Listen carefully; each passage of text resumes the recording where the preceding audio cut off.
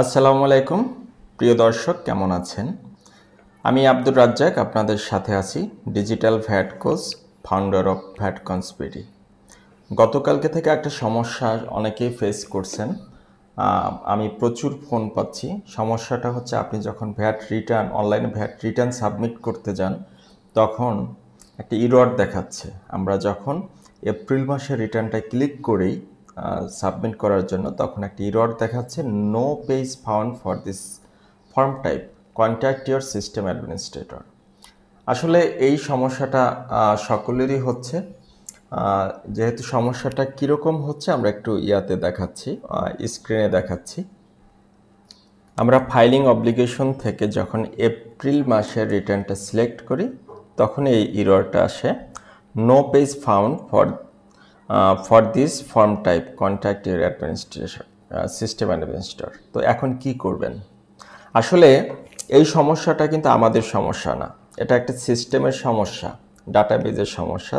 হয়তো কোনো আপডেট বা ডেভেলপিংয়ের কোনো ঝামেলার জন্য এটি হচ্ছে, যেটা খুব তাড়াতাড়ি ঠিক হয়ে যাবে। তো ব্যাপার হচ্ছে, যদি আমরা একেবারে নির্দিষ্ট সময়ের মধ্যে রিটার্ন সাবমিট না করি তাহলে কিন্তু একটা জরিমানার একটা ব্যাপার আসে, 10,000 টাকা জরিমানা আমরা জানি। তো এখন আমরা কি করব?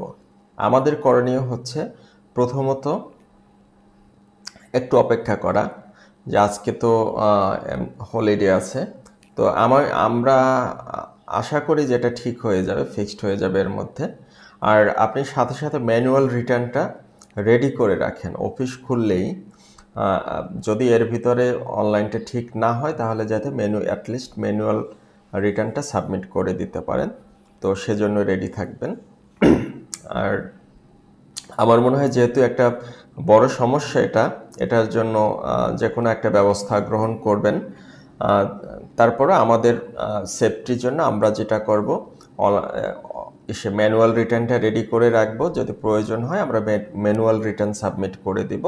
আর যদি তার আগে ব্যাপারটা ফিক্সড হয়ে যায় তাহলে তো আমরা এটা সাবমিট করে দিলাম অনলাইনে। তো ধন্যবাদ সবাইকে। এটা নিয়ে ভয় পাওয়ার আসলে তেমন কিছু নাই।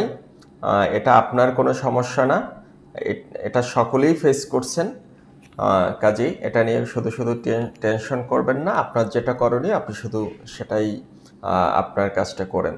তো ধন্যবাদ সবাইকে। আল্লাহ হাফেজ।